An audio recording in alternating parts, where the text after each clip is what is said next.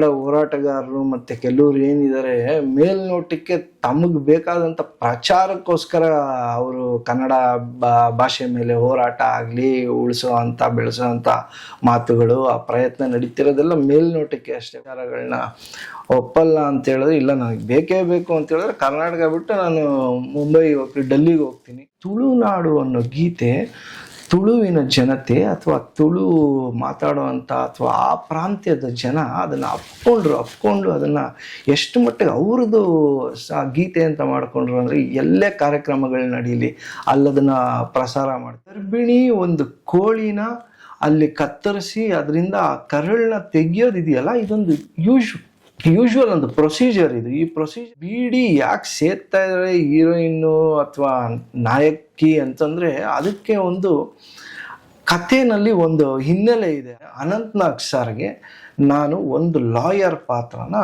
Approach ಮಾಡಿದೆ. ತುಂಬ ಒಂದು ಎಕ್ಸೈಟೆಡ್ ಆಗಿದ್ದೀನಿ ಅನಂತ್ ಸರ್ ಜೊತೆಲಿ ಕೆಲಸ ಮಾಡೋದಕ್ಕೆ. ಅವ್ರು ಒಪ್ಕೊಂಡಿರೋದೊಂದು ದೊಡ್ಡ ವಿಚಾರ. ನಿರ್ದೇಶಕ ಅವಿರಾಮ್ ಅವರಿಗೆ ನಮಸ್ಕಾರ. ನಮಸ್ತೆ. ಸಿನಿಮಾಗಳಿಂದ ಸುದ್ದಿ ಮಾಡ್ತಾ ಇದ್ದವರು ನೀವು ಇವಾಗ ಪೋಸ್ಟರ್ಗಳಿಂದಲೇ ಸುದ್ದಿ ಮಾಡಕ್ ಶುರು ಮಾಡಿದ್ರಿ. ನೇರವಾಗಿ ಪ್ರಶ್ನೆಗೆ ಬರೋದಾದ್ರೆ, ನಿಮ್ಮ ಹೊಸ ಸಿನಿಮಾ ಕರಳೆ, ಅದರ ಪೋಸ್ಟರ್ ಒಂದು ಮೊದಲನೇ ಪೋಸ್ಟರ್ ಕೂಡ ಸುದ್ದಿ ಆಗಿತ್ತು, ಇವಾಗ್ಲೂ ಸುದ್ದಿ ಆಗ್ತಿದೆ.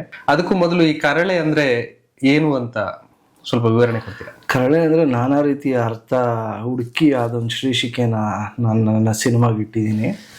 ಅಂದರೆ ಕರಳೆ ಅಂದರೆ ಕಡುಗಪ್ಪು, ಕಪ್ಪು, ಒಂಥರ ದಟ್ಟತನ, ನಾನಾ ರೀತಿಯ ಅರ್ಥಗಳಿದೆ. ಆಮೇಲೆ ಇನ್ಫ್ಯಾಕ್ಟ್ ಚೈನೀಸಲ್ಲಿ ಕಲಲೆ ಅಂತ, ಅದಕ್ಕೂ ಅಷ್ಟೇ ಕಡುಗಪ್ಪು ಅನ್ನೋದೊಂದು ಬರುತ್ತೆ. ಅಂದರೆ ಡಾರ್ಕ್ ಒಂಥರ ಏನು ಡಾರ್ಕ್ ಹಿಸ್ಟ್ರಿ, ಈ ಅರ್ಥ ಕೊಡುವಂಥ ಒಂದು ಪದ ಅದು. ಆಕ್ಚುಲಿ ಕರಳುಗೆ ಸಂಬಂಧಿಸಿರೋದು ಅಂತ ಅನ್ಕೊಂಡಿದ್ದೆ ನಾನು.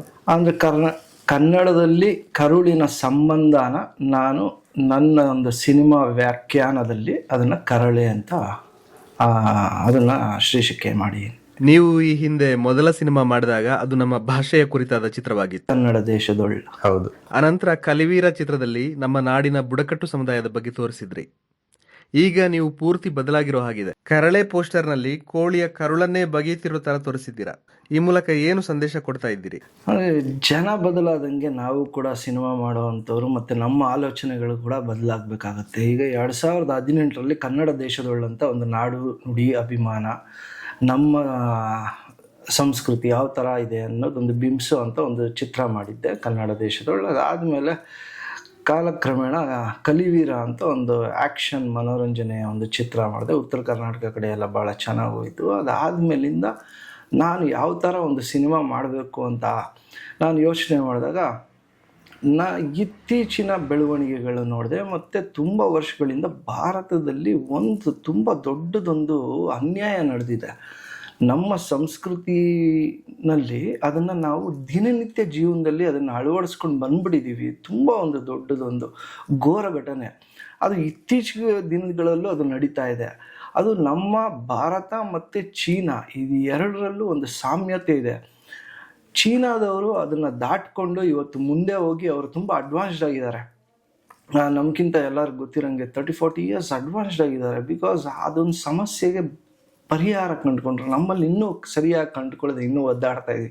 ಆ ಥರದ್ದೊಂದು ತುಂಬ ಅಂದರೆ ತುಂಬ ಗಟ್ಟಿಯಾದ ಒಂದು ವಿಷಯನ ಹೇಳ್ಕೊಂಡು ನಾನು ಕರಳೆ ಮುಖಾಂತರ ಹೊರಕ್ಕೆ ಜಗತ್ತಿಗೆ ತೋರ್ಸಕ್ಕೆ ಹೊರಟಿದ್ದೀನಿ.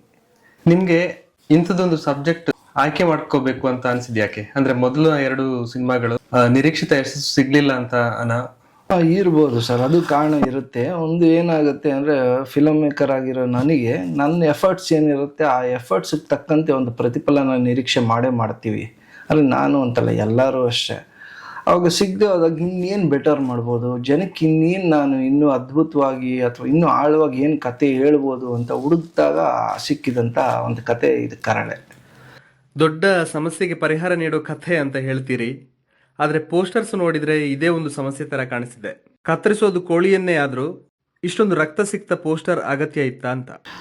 ಏನಾಗುತ್ತೆ, ಒಂದು ಪೋಸ್ಟರ್ ಒಂದು ಸಿನಿಮಾದ ಒಂದು ಕನ್ನಡಿ ಅನ್ನೋದು ಎಲ್ಲರಿಗೂ ಗೊತ್ತಿರುವಂಥದ್ದೇ ಸರ್. ಈಗ ಏನಾಗುತ್ತೆ, ನಾನು ಸಾಫ್ಟಾಗಿ ಒಂದು ವಿಷಯನ ಹಿಡ್ಕೊಂಡು ಅದನ್ನು ಪೋಸ್ಟರ್ ಮುಖಾಂತರ ಹೇಳಿದಾಗ ಅದು ಅಟೆನ್ಷನ್ ಗ್ರ್ಯಾಬ್ ಮಾಡಲ್ಲ. ಮತ್ತು ಕೇಂದ್ರೀಕೃತವಾಗಿ ಬೇಕಾಗಿರುವಂಥ ಒಂದು ಸಬ್ಜೆಕ್ಟ್ ಅಂದರೆ ಇಲ್ಲಿ ನಾನು ಏನು ಹೇಳಕ್ ಹೊರ್ಟೀನಿ, ಫಸ್ಟ್ ಪೋಸ್ಟ್ ಏನಿತ್ತು, ಒಂದು ತಾಯಿ ಒಂದು ಮಗುವಿನ ಒಂದು ಬಾಂಧವ್ಯ, ಅಂದರೆ ಒಂದು ಗರ್ಭಾವಸ್ಥೆಯಲ್ಲಿನ ಒಂದು ತಾಯಿ ಅಂದರೆ ಡೆಲಿವರಿ ಆದಾಗ ಆ ಮಗು ಹೊರಗಡೆ ಬಂದಾಗ ಯಾವ ಸ್ಥಿತಿಗತಿಯಲ್ಲಿರುತ್ತೆ ಅದನ್ನು ಹೇಳಕ್ಕೆ ಹೊರಟಿದ್ದೆ ಫಸ್ಟ್ ಪೋಸ್ಟ್ನಲ್ಲಿ. ಅದನ್ನು ಸ್ವಲ್ಪ ನೇರವಾಗಿ ತೋರಿಸಿದ್ದೆ. ಯಾಕಂದರೆ ಇವತ್ತು ಜನ್ರೇಷನ್ ಆ ಥರ ಇದೆ. ಇವತ್ತು ಜನ್ರೇಷನ್ ತುಂಬ ಫಾಸ್ಟ್ ಫಾರ್ವರ್ಡ್ ಆಗಿದೆ. ಜನ್ಜಿ ಕಾಲದಲ್ಲಿದ್ದೀವಿ. ನಾವಿನ್ನೂ ಒಂದು 20 years ಬ್ಯಾಕ್ ಹೋಗಿ ನಾವು ಬೇರೆ ಥರ ಒಂದು ಮಡಿವಂತಿಕೆ ಮತ್ತು ಆ ಥರದ್ದು ಕೆಲವು ಪೋಸ್ಟರ್ಸು ಖಂಡಿತ ಇವತ್ತು ವರ್ಕ್ ಆಗ್ತಾ ಇಲ್ಲ. ಮತ್ತು ವೈಲೆನ್ಸ್ ಅನ್ನೋದು ನಾನು ಸೃಷ್ಟಿ ಮಾಡಿರೋದಲ್ಲ, ಇದು ಕಾಲಕ್ರಮೇಣ ಜನರ ತಲೆಯಲ್ಲಿ ಕೂತ್ಬಿಟ್ಟಿದೆ ವೈಲೆನ್ಸ್ ಅನ್ನೋದು. ನೀವು ಯೂಶ್ವಲಿ ಈಗ ವೈಲೆನ್ಸ್ ಇಲ್ಲದೆ ಇರೋಂಥ ಯಾವ ಸಿನಿಮಾ ನೋಡಿ ಅದು ಜನಕ್ಕೆ ತಗೊತಾನೆ ಇಲ್ಲ. ವೈಲೆನ್ಸ್ ಇದ್ದರೆ ಮಾತ್ರ ಅದು ಜನಕ್ಕೆ ತುಂಬ ಅದೊಂದು ಎಂಟರ್ಟೈನ್ಮೆಂಟಿಗೆ ಫ್ಯಾಕ್ಟರ್ ಆಗಿದೆ. ಅದೆಲ್ಲ ದೃಷ್ಟಿಕೋನ ಹಿಡ್ಕೊಂಡೆ ನಾನು ವೈಲೆನ್ಸ್ನ ಪ್ರಮೋಟ್ ಮಾಡಬೇಕು ಅಂತಲ್ಲ, ಬಟ್ ಅದು ಒಂದು ಭಾಗ, ಒಂದು ಸಿನಿಮಾದಲ್ಲಿ ಒಂದು ಭಾಗ ಆಗೋಗಿದೆ. ಅದನ್ನು ಪೋಸ್ಟ್ನಲ್ಲಿ ಹೇಳೋಕ್ಕೆ ಪ್ರಯತ್ನ ಮಾಡಿದ್ದೀನಿ. ಆಮೇಲೆ ಒಂದು ಗರ್ಭಿಣಿ ಒಂದು ಕೋಳಿನ ಅಲ್ಲಿ ಕತ್ತರಿಸಿ ಅದರಿಂದ ಆ ಕರಳನ್ನ ತೆಗಿಯೋದಿದೆಯಲ್ಲ, ಇದೊಂದು ಯೂಶ್ವಲ್ ಒಂದು ಪ್ರೊಸೀಜರ್ ಇದು. ಈ ಪ್ರೊಸೀಜರ್ನಲ್ಲಿ ನಾನೇನು ಮಾಡಿದ್ದೀನಿ, ಅದನ್ನು ಸಿನಿಮಾದಲ್ಲಿ ಒಂದು ಸನ್ನಿವೇಶ, ಆ ಸನ್ನಿವೇಶದ ಒಂದು ಮೋಷನ್ ಪೋಸ್ಟರ್ ತಂದಿದ್ದೀನಿ ಅಷ್ಟೇ. ಮೊದಲ ಪೋಸ್ಟರ್ ಇರಬಹುದು, ಮೊದಲ ಪೋಸ್ಟರ್ ರಿಲೀಸ್ ಆದಾಗ ವಾಣಿಜ್ಯ ಮಂಡಳಿನೇ ಅದನ್ನ ನಿಷೇಧ ಮಾಡಿದ ತರ ಆಯ್ತು. ಮತ್ತೆ ಚಾನೆಲ್ಗಳಲ್ಲೂ ಕೂಡ ಅದಕ್ಕಿಂತ ಮೊದಲೇ ಅದನ್ನು ಹಾಕ್ತಾ ಇರಲಿಲ್ಲ, ಬ್ಲರ್ ಮಾಡ್ತಾ ಇದ್ರು. ನಿಮ್ಮ ಉದ್ದೇಶ ಈಡೇರ್ತಾ ಇಲ್ಲ ಅಂತ ನಿಮಗೆ ಅನಿಸ್ತಾ ಇಲ್ವಾ? ಒಂದ್ ವೇಳೆ ನಿಮಗೆ ಅದನ್ನು ಸಿನಿಮಾದಲ್ಲೂ ಅದೇ ರೀತಿ ತೋರ್ಸಕ್ ಆಗಲ್ಲ ನಿಮಗೆ ಅಲ್ವಾ? ಹೌದು, ಅಲ್ಲ ಸಿನಿಮಾಗೂ ಈಗ ಸೆನ್ಸಾರ್ ಇರುತ್ತೆ. ಸೆನ್ಸಾರ್ನ ನಾವು ದಾಟ್ಕೊಂಡೆ, ಆ ಮಂಡಳಿನ ದಾಟ್ಕೊಂಡೆ ನಾವು ಬರಬೇಕಾಗತ್ತೆ. ಆಮೇಲೆ ಏನು ನಾನು ಪ್ರೊಜೆಕ್ಟ್ ಮಾಡಬೇಕು, ಜನಕ್ಕೆ ಏನು ನೇರವಾಗಿ ನಾನು ಹೇಳಬೇಕು ಹೇಳ್ಬಾರ್ದು ಅನ್ನೋದೊಂದು common sense as A director ನನಗಿದೆ. ಮತ್ತು ಇವಾಗ ಫಸ್ಟ್ ಪೋಸ್ಟ್ ನನಗೇನೋ ಬ್ಯಾನ್ ಮಾಡಿದ್ರು ಅಂತ ಹೇಳಿದ್ರೆ ಅದನ್ನು ಮೆಚ್ಕೊಂಡವರು ತುಂಬ ಜನ ಇದ್ದಾರೆ. ಅದನ್ನು ನೋಡೋಂಥ ದೃಷ್ಟಿಕೋನ ಸರಿ ಇರಲಿಲ್ಲ ಅಷ್ಟೇ. ಇವಾಗ ದೃಷ್ಟಿಕೋನ ಸರಿ ಇದ್ದರೆ ಸರಿ ಇರುತ್ತೆ. ಅಲ್ಲೇನು ನಾನೇನು ಸೆಕ್ಷುವಲಿ ಏನು ಎಕ್ಸ್ಪ್ಲಾಯ್ಟ್ ಮಾಡಿರಲಿಲ್ಲ. ಇವಾಗ ಒಂದು ಲೇಡಿನ, ಒಂದು ಫೀಮೇಲ್ನ ಸೆಕ್ಷುವಲಿ ಎಕ್ಸ್ಪ್ಲಾಯ್ಟ್ ಮಾಡಿ ಅವರ ಪ್ರೈವೇಟ್ ಪಾರ್ಟ್ನ ಆಗಿರ್ಬೋದು ಮತ್ತು ಮತ್ತೊಂದು ಅದನ್ನೇನಾದರೂ ನಾನು ಬಿಂಬಿಸಿದ್ರೆ ತಪ್ಪಾಗ್ತಿತ್ತು. ಅಲ್ಲಿ ಆಗಿರೋ ಅಂಥದ್ದು ಏನು, ಒಂದು ಮಗುಗೆ ಒಂದು ತಾಯಿ ಜನನ ಕೊಟ್ಟಿದ್ದಾಳೆ, ಕೊಟ್ಟಂಥ ಸ್ಥಿತಿ, ಆ ಸಿಚುವೇಶನ್ನು ಮತ್ತು ಆ ಸಂದರ್ಭ, ಅದನ್ನು ನಾನು ಅಲ್ಲಿ ಪೋಸ್ಟರ್ ಮುಖಾಂತರ ತೋರ್ಸೋಕೆ ಬಂದಿದ್ದೀನಿ ಹೊರತು ಬೇರೆ ಇನ್ನೇನಿರಲಿಲ್ಲ. ಅದನ್ನು ನೋಡೋ ದೃಷ್ಟಿಕೋನ ಸರಿ ಇರಲಿಲ್ಲ. ಬಟ್ ಭಾಳ ಜನ ಅದಕ್ಕೆ ಒಂದು ಒಳ್ಳೆಯ ಪ್ರಶಂಸೆ ಕೊಟ್ಟಿದ್ದಾರೆ.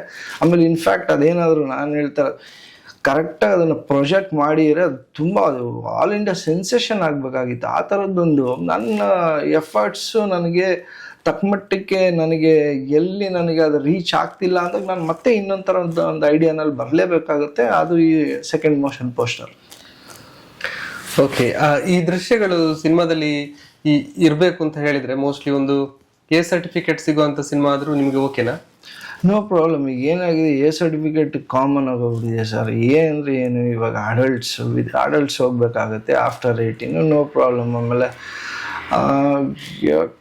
It's a common thing sir. ಇವಾಗ ಎ ಸರ್ಟಿಫಿಕೇಟ್ ಅನ್ನೋದು ಇತ್ತೀಚೆಗೆ ರಿಲೀಸ್ ಆಗಿರುವಂಥ ಧುರಂಧರ್ ಸಿನಿಮಾ ಆಗಿರ್ಬೋದು, ಜನ ಸಿಕ್ಕಾಪಟ್ಟೆ ಮೆಚ್ಕೊಂಡು ಅದನ್ನು, ಅದೇ ಪುಷ್ಪ ಆಗಿರ್ಬೋದು, KGF ಆಗಿರ್ಬೋದು, ಆಲ್ಮೋಸ್ಟ್ ಅಂದರೆ ನನಗೆ ಗೊತ್ತಿರಂಗೆ ಮೋಸ್ಟ್ ಪ್ರಾಬ್ಲಿ 90% ಅಂದರೆ ತುಂಬ ದೊಡ್ಡ ಸ್ಕೇಲಲ್ಲಿ ಬರೋದೆಲ್ಲ ಎ ಸರ್ಟಿಫಿಕೇಟ್ ಆಗಿದೆ. ಏ ಮ್ಯಾಟ್ರಲ್ಲ, ಅದರಲ್ಲಿರೋಂಥ ಒಂದು ಕಂಟೆಂಟು, ಆ ಕಂಟೆಂಟ್ಗೋಸ್ಕರ ನಾನು ಸಿನಿಮಾ ಮಾಡ್ತಾಯಿದ್ದೀನಿ. ಆ ಕಂಟೆಂಟ್ನ ಎಷ್ಟು ನೇರವಾಗಿ ಹೇಳೋಕ್ಕೆ ಸಾಧ್ಯ ಆಗುತ್ತೆ ಅದನ್ನು ಪ್ರಯತ್ನ ಮಾಡ್ತಾಯಿದ್ದೀನಿ.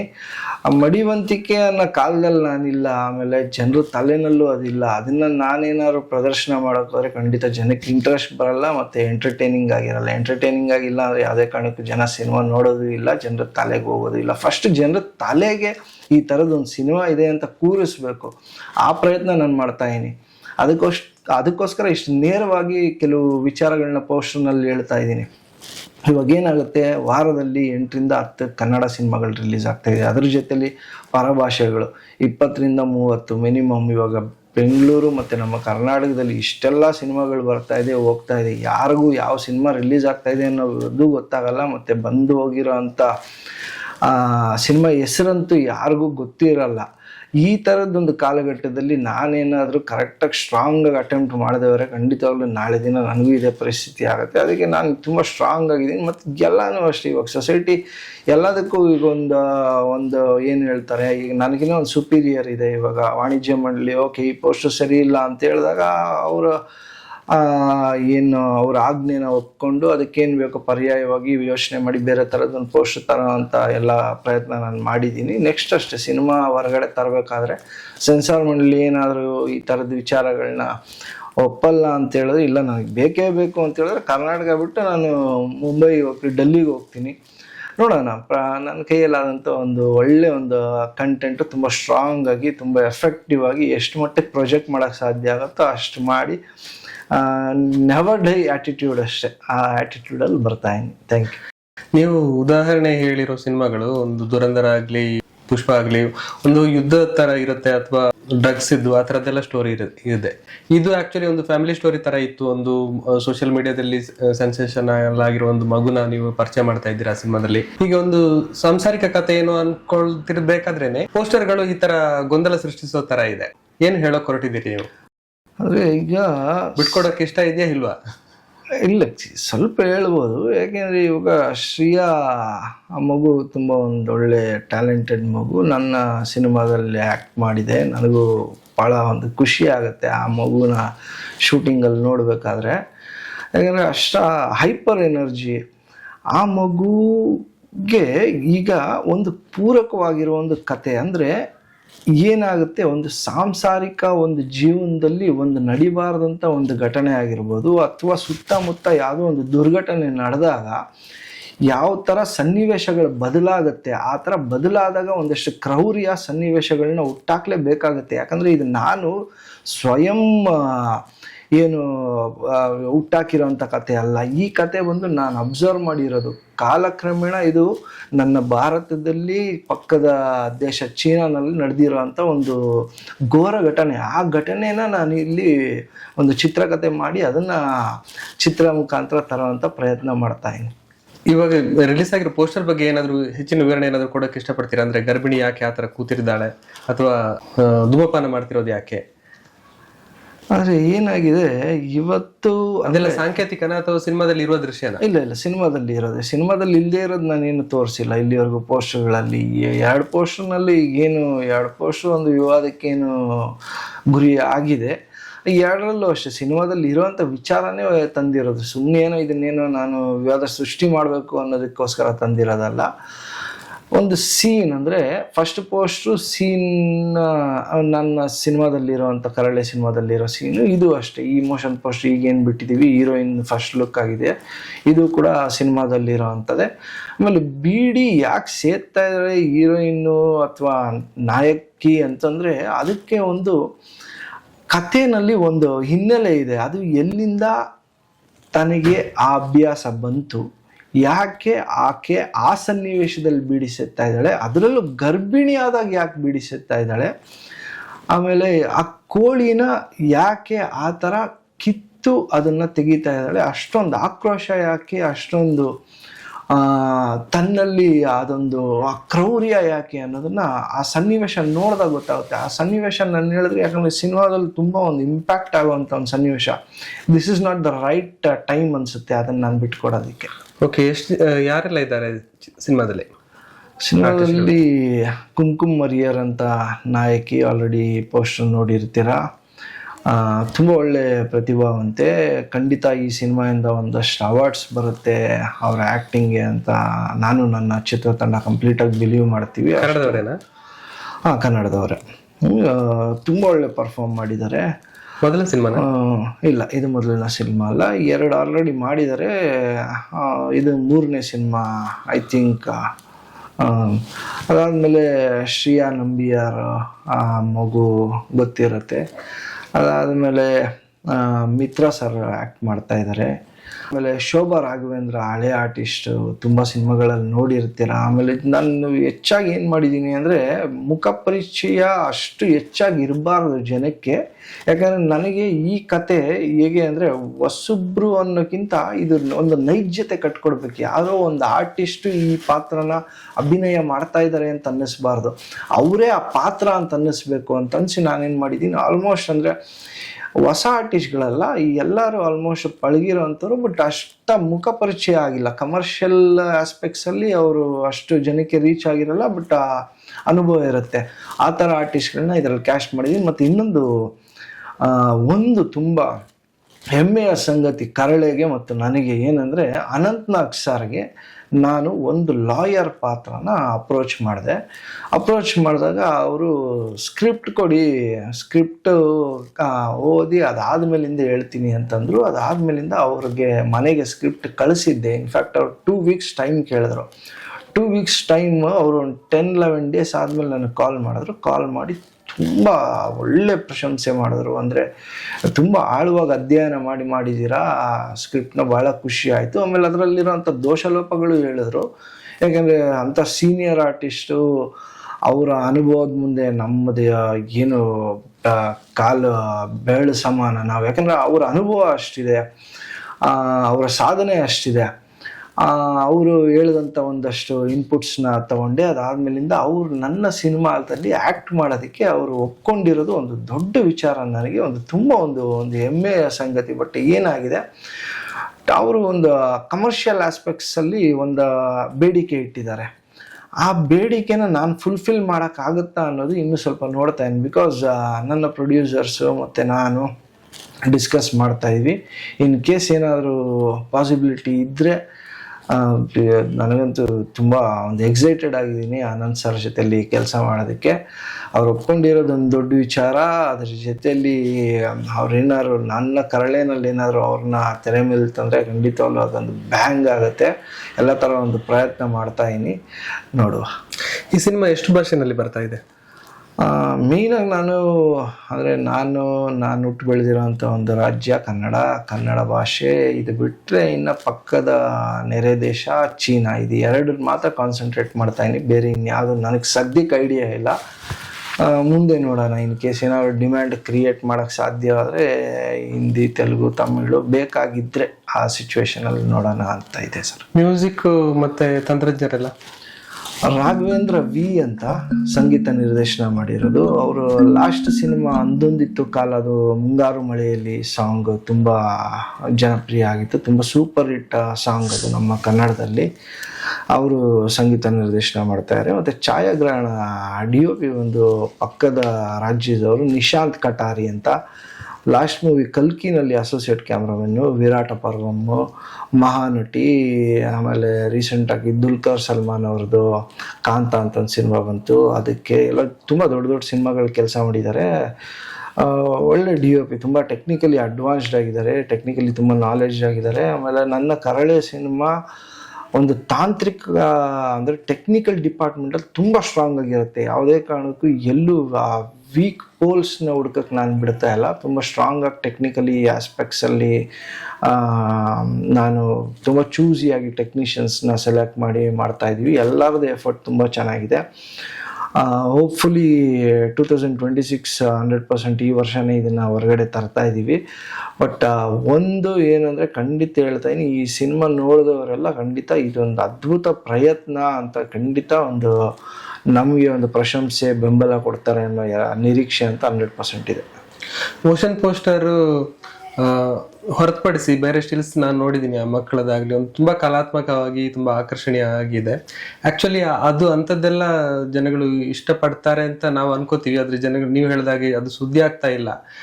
ನೀವು ಕನ್ನಡ ದೇಶದೊಳು ಸಿನಿಮಾದಲ್ಲಾಗಲಿ ಒಂದು ಯಾರು ಏನು ತುಳುನಾಡು ಅಂದ ಕೂಡಲೇ ಕನ್ನಡಿಗರು ವಿರುದ್ಧ ಆಗುವಂತಹ ಸಂದರ್ಭದಲ್ಲಿ ತುಳುನಾಡು ಬಗ್ಗೆನೇ ಒಂದು ಸಾಂಗ್ ಮಾಡಿ, ನೀವು ಕನ್ನಡದಿಂದ ಸಾಂಗ್ ಮಾಡಿ ತುಂಬಾ ತುಳುನಾಡು ಕಡೆಯಿಂದ ಅಥವಾ ತುಳುವರ ಕಡೆಯಿಂದ ಪ್ರಶಂಸೆ ಪಡೆದಿದ್ದೀರಿ. ಆ ಸಾಂಗ್ ಮೂಡಿ ಬಂದ ಟೈಮು ಅದ್ರ ಬಗ್ಗೆ ಏನಾದ್ರು ಹಂಚ್ಕೊಳ್ಳೋದಾದ್ರೆ? ಕನ್ನಡ ದೇಶದೊಳಗೊಂದು ಒಂದು ಅದ್ಭುತ ಪ್ರಯತ್ನ. ನಮ್ಮ ಕನ್ನಡಿಗರು ಕೈ ಹಿಡಿಲಿಲ್ಲ ಅನ್ನೋದು ಅಷ್ಟೇ ನನಗದೊಂದು ಬೇಸರ. ಅದು ಸಾಯೋವರೆಗೂ ಅದೊಂದು ಕೊರತೆ ಇರುತ್ತೆ, ಒಂದು ಕೊರಗಿರುತ್ತೆ. ಯಾಕೆಂದರೆ ಕನ್ನಡಿಗರಿಗೋಸ್ಕರನೇ ನನ್ನ ನಾಡು ನುಡಿ ಭಾಷೆ ಇದರಲ್ಲಿ ಎಷ್ಟು ಆಳತೆ ಇದೆ ಅದನ್ನು ಬಿಂಬಿಸೋಣ ಅಂತ ಮಾಡಿದಂಥ ಒಂದು ಅಪ್ಪಟ ಕನ್ನಡಮಯ ಚಿತ್ರ. ಏನಾಗುತ್ತೆ, ಕನ್ನಡಿಗರು ಅಂತ ಬಂದಾಗ ನಾವು ನಮ್ಮ ಭಾಷೆ, ನಮ್ಮ ತನನ ಎಲ್ಲೋ ಇತ್ತೀಚೆಗೆ ತುಂಬ ಕಡಿಮೆ ಆಗಿದೆ. ಮತ್ತು ಮೇಲ್ನೋಟಕ್ಕೆ ಏನು ಮಾಡ್ತಾರೆ, ಕೆಲವರು ಕನ್ನಡ ಹೋರಾಟಗಾರರು ಮತ್ತು ಕೆಲವರು ಏನಿದ್ದಾರೆ ಮೇಲ್ನೋಟಕ್ಕೆ ತಮಗೆ ಬೇಕಾದಂಥ ಪ್ರಚಾರಕ್ಕೋಸ್ಕರ ಅವರು ಕನ್ನಡ ಭಾಷೆ ಮೇಲೆ ಹೋರಾಟ ಆಗಲಿ ಬೆಳೆಸೋ ಮಾತುಗಳು ಆ ಪ್ರಯತ್ನ ನಡೀತಿರೋದೆಲ್ಲ ಮೇಲ್ನೋಟಕ್ಕೆ ಅಷ್ಟೇ. ಬಟ್ ನನಗೆ ಸುತ್ತಮುತ್ತ ಎಲ್ಲ ಕನ್ನಡ ಅನ್ನೋದು ನನಗೆ ಕಾಲಕ್ರಮೇಣ ಅದು ತುಂಬ ಕಡಿಮೆ ಆಗ್ತಾಯಿದೆ, ಕೇಳಿಸೋದೇ ಕಡಿಮೆ ಆಗ್ತಾಯಿದೆ ಇತ್ತೀಚಿನ ದಿನಗಳಲ್ಲಿ.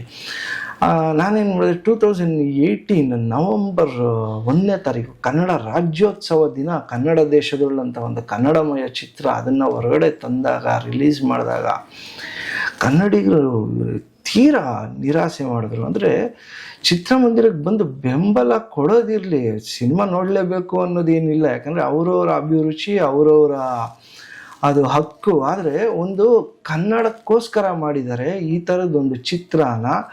ನಾವು ಏನು ಸೂಪರ್ ಹಿಟ್ ಮಾಡಬೇಕಾಗಿದ್ದಿಲ್ಲ, ನನಗೇನು ಕೋಟ್ಯಾಂತರ ರೂಪಾಯಿ, ಅಟ್ಲೀಸ್ಟ್ ಒಂದು ಪ್ರಶಂಸೆ ಅದು ಮಾಡಲಿಲ್ಲ. ಆದರೆ ತುಳುನಾಡು ಅನ್ನೋ ಒಂದು ಗೀತೆ ಇದೆ ನೋಡಿ, ಆ ತುಳು ಮಾತಾಡೋವಂಥ ಜನಕ್ಕೆ ನಿಜವಾಗ್ಲೂ ಒಂದು ಹ್ಯಾಟ್ಸ್ ಆಫ್ ಹೇಳ್ತೀನಿ. ಯಾಕೆಂದರೆ ಎಲ್ಲ ಪ್ರಾಂತ್ಯದಲ್ಲಿ ನಮ್ಮ ಕರ್ನಾಟಕದಲ್ಲಿ ನಾವು ಉತ್ತರ ಕರ್ನಾಟಕದ ಮೇಲೂ ಗೀತ ರಚನೆ ಮಾಡಿದ್ದೀವಿ, ಬೆಂಗಳೂರು ಮೇಲೂ ಗೀತ ರಚನೆ ಆಗಿದೆ, ಕೊಡವ ಮೇಲೂ ಆಗಿದೆ. ಈ ಥರ 6-7 ಗೀತೆ ಎಲ್ಲ ಥರದ್ದು ಇದಿತ್ತು. ಆದರೆ ತುಳುನಾಡು ಅನ್ನೋ ಗೀತೆ ತುಳುವಿನ ಜನತೆ ಅಥವಾ ತುಳು ಮಾತಾಡುವಂಥ ಅಥವಾ ಆ ಪ್ರಾಂತ್ಯದ ಜನ ಅದನ್ನು ಅಪ್ಕೊಂಡು ಅದನ್ನು ಎಷ್ಟು ಮಟ್ಟಿಗೆ ಅವ್ರದ್ದು ಗೀತೆ ಅಂತ ಮಾಡಿಕೊಂಡ್ರು ಅಂದರೆ ಎಲ್ಲೇ ಕಾರ್ಯಕ್ರಮಗಳು ನಡೀಲಿ ಅಲ್ಲದನ್ನು ಪ್ರಸಾರ ಮಾಡ್ತಿದ್ರು, ಅದಕ್ಕೆ ಅಭಿನಯ ಮಾಡ್ತಿದ್ರು. ತುಂಬ ಖುಷಿ ಆಗ್ತಿತ್ತು. ಅಂದರೆ ಒಂದು ಕಡೆ ನನ್ನಲ್ಲಿ ಯಾವಾಗ ಅನ್ನಿಸ್ತು, ಇಲ್ಲ ಕನ್ನಡಿಗನಾಗಿ ನನ್ನಲ್ಲಿರೋವಂಥ ಭಾಷಾಭಿಮಾನ ಅವ್ರ ಮುಂದೆ ಕಡಿಮೆ ಅಂತ ನನಗೆ ಖಂಡಿತ ನಾನು ಜನರನ್ನ, ಅಂದರೆ ನಮ್ಮ ಸುತ್ತಮುತ್ತ ಇರೋ ಇಲ್ಲಿನ ಸೋ ಕಾಲ್ಡ್ ಏನು ಹೇಳ್ತಾರೆ ಗೋಮುಖ ವ್ಯಾಘ್ರಗಳ ಥರ ಇಲ್ಲಿ ಸುಮ್ಮನೆ ಮೇಲ್ನೋಟಕ್ಕೆ ಕನ್ನಡ ಅಂತೀವಿ, ಬಟ್ ಒಳಗಡೆ ಎನ್ನಡ ಎಕ್ಕಡ ಆ ಥರದ್ದೊಂದು ಸ್ಥಿತಿನಲ್ಲಿ ಇವಾಗ ಕನ್ನಡ ಇದೆ ಅನ್ನೋದೊಂದು ನನ್ನ ಅನುಭವ. ಅಂತಹ ಎಲ್ಲ ಪರಿಸ್ಥಿತಿಯನ್ನು ನೋಡಿದ ಮೇಲೆ ಇವಾಗ ಒಂದು ಹೊಸ ಪ್ರಯತ್ನಕ್ಕೆ ಕೈ ಹಾಕಿದ್ದೀರಿ. ನಿಮ್ಮ ಈ ಪ್ರಯತ್ನದಲ್ಲಿ ಖಂಡಿತ ಒಂದು ಒಳ್ಳೆ ಯಶಸ್ಸು ಸಿಗ್ಲಿ ಅಂತ ಹೇಳಿ ನಾವು ಹಾರೈಸ್ತೀವಿ. ಯಾಕಂದ್ರೆ ನಮ್ಮ ಚಾನೆಲ್ ಹೆಸರೇ ಪಾಸಿಟಿವ್ ಪಿಕ್ಚರ್. ನಾವು ಕೂಡ ಪಾಸಿಟಿವ್ ಆಗಿ ಎಲ್ಲವನ್ನು ನೋಡೋದಕ್ಕೆ ಇಷ್ಟಪಡೋರು, ಹಾಗಾಗಿ ಪಾಸಿಟಿವ್ ಆಗಿ ಹಾರೈಸ್ತೀನಿ. Thank you sir, thank you. ಭಾಳ ಖುಷಿ ಆಯಿತು. ಪಾಸಿಟಿವ್ ಪಿಕ್ಚರ್ ನನ್ನ ಇಲ್ಲಿವರೆಗೂ ಕರೆಸಿ ನನ್ನ ಒಂದು 4 ಮಾತುಗಳನ್ನ ಜನಕ್ಕೆ ಶೇರ್ ಮಾಡೋದಕ್ಕೆ, ನಾನು ಯಾರು ಅಂತ ತಿಳಿಸೋದಕ್ಕೆ ಒಂದು ಅವಕಾಶ ಮಾಡಿಕೊಟ್ಟಿದ್ದಕ್ಕೆ thank you very much. Digital ಬರೋಕ್ಕೆ ಮುಂಚೆ ಎಲ್ಲ ಸಿನಿಮಾನೂ ಈ ನೆಗೆಟಿವ್ ಅಲ್ಲಿ ಆಗ್ತಾ ಇತ್ತು. ಸಿನಿಮಾ ಅಂದ್ರೇ ನೆಗೆಟಿವ್ ಅನ್ನೋ ಕಾಲ ಇತ್ತು. ಈಗ ಕಾಲ ಬದಲಾಗಿದೆ, ನೆಗೆಟಿವ್ ಇಂದ ಡಿಜಿಟಲ್ ಆಗಿದೆ, ನೆಗೆಟಿವ್ ನ್ಯೂಸಿಂದ ಪಾಸಿಟಿವ್ ನ್ಯೂಸ್ಗೆ ಬದಲಾಗಿದೆ. ಅದೇ ಪಾಸಿಟಿವ್ ಪಿಕ್ಚರ್ ಯೂಟ್ಯೂಬ್ ಚಾನಲ್ ನೋಡಿ ಸಬ್ಸ್ಕ್ರೈಬ್ ಮಾಡಿ.